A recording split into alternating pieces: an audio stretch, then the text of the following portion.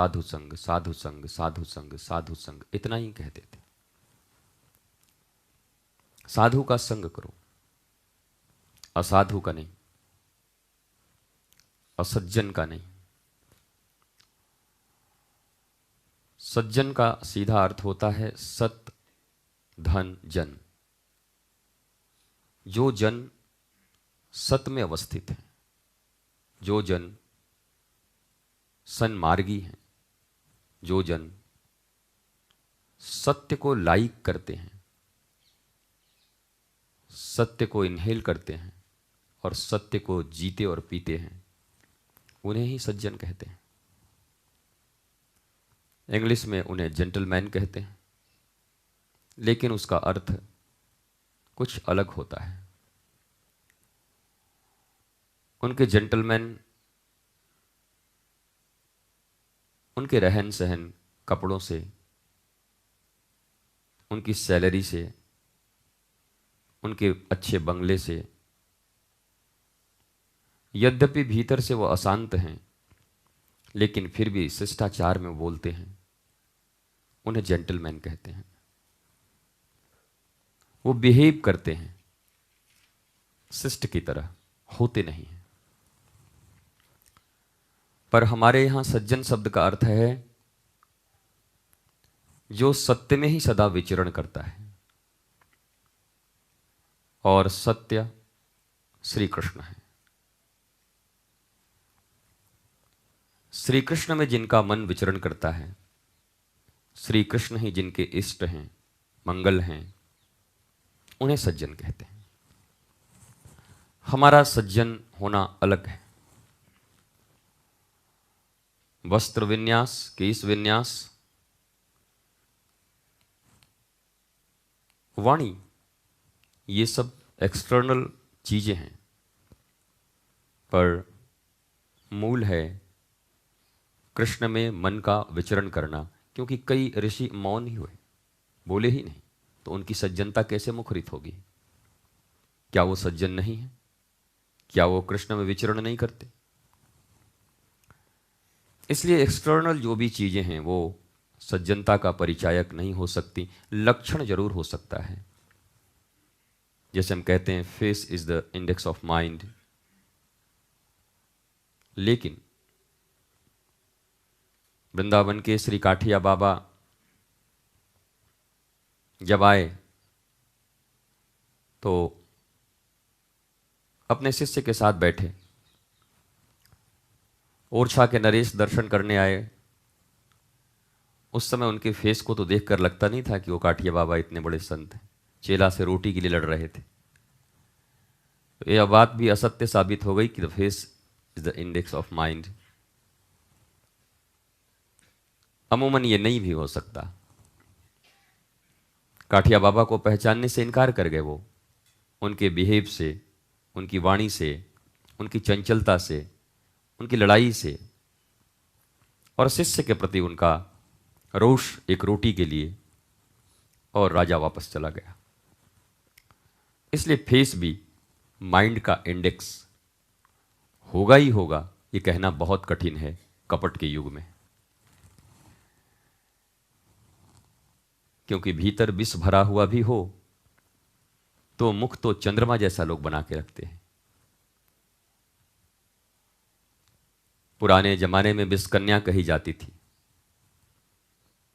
चेहरे इतने सुंदर हुआ करते थे, हाव भाव इतना सुंदर हुआ करता था, उनके लटके झटके इतने असज्जन की तरह हुआ करते थे, और मैं कहूं एकदम सती की तरह कि कोई भी धोखा खा जाता था। और फिर अपने विष के प्रभाव से वो राजा को, सैनिकों को मार डालती थी। इसलिए फेस माइंड का इंडेक्स हो ही, यह जरूरी नहीं है। आप चाहें तो अभ्यास के द्वारा इसे छुपा सकते हैं। आईने के सामने एक दिन अभ्यास कर लो, भीतर से नफरत होने के बाद भी प्रेम का चेहरा बनाने का, वो बन जाएगा अभ्यास अगर तगड़ा हो। और आप फिल्मों में देखते ही हैं, एक नंबर के लोभी, कामी, भ्रष्ट लोग, और कैसे ईमानदार का रोल कर लेते हैं, कोई पुलिस का रोल कर लेता है, कोई गांव की एकदम संस्कारी कन्या का रोल कर लेती है, जबकि एकदम नीलबटा सन्नाटा है वो, उसके बाद भी गांव की लड़की का रोल कर लेती है। और जो सचमुच की गांव की कन्या है, सीधी सादी, वो भी चक्कर खा जाते हैं कि इतनी सीधी मैं भी हूं कि नहीं। तो face is the index of mind, ये नहीं हो सकता। या आप अपने एक्टिंग से बदल सकते हैं, आप अभ्यास से इसे बदल सकते हैं।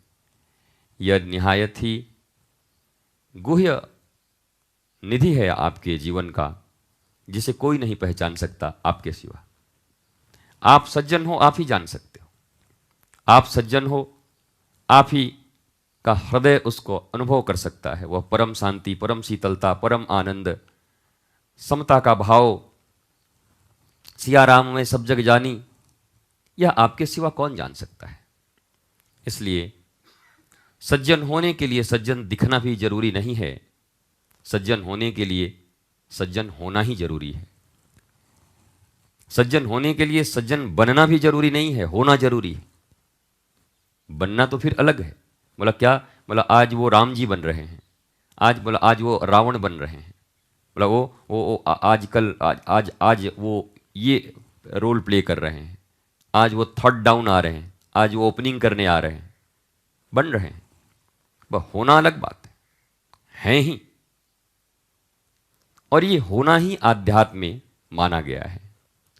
टू डू टू बी, गुरु जी सदा कहते हैं। और ये होना ही सबसे बड़ा सफलता है, जीवन का आनंद है। होना, बनना भी नहीं, दिखना भी नहीं।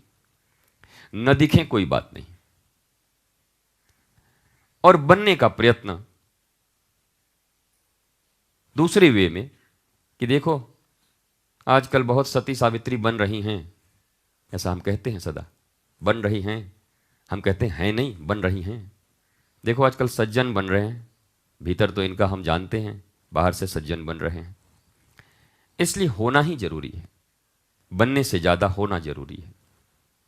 और यह जिनके जीवन में होगा तो गुरु की उपस्थिति हो अनुपस्थिति हो, आपके चाल चलन चरित्र वैसे ही रहेंगे, बदलेंगे कभी नहीं। अक्सर आप देखते हैं कि श्रेष्ठ गुरु की उपस्थिति में आपके चाल चलन चरित्र बदले बदले नजर, सरकार थोड़े बदले बदले से नजर आते हैं। और जैसे ही उनकी अनुपस्थिति होती है सशरीर, आप अपने मूल स्वभाव में लौट जाते हैं। तो आप बने थे, हैं नहीं। यही पहचान है कि आप बने थे, हैं नहीं। होते तो उनके आने पे भी वही होते, और होते तो उनके जाने पे भी वही होते। लेकिन आप बने थे, इसलिए उनके आने पर वो परसोना, वो मुखौटा आपने ओढ़ लिया, और उनके जाते ही वो मुखौटा उखड़ गया और एक ओरिजिनल मुखौटा आपका सामने आ गया। इसलिए अध्यात्म के क्षेत्र में बनना नहीं, होना जरूरी है। सनातन संस्कृति से जुड़ी और भी वीडियोस को सबसे पहले देखने के लिए सनातन भारत टीवी चैनल को सब्सक्राइब करें और बेल आइकन जरूर दबाएं।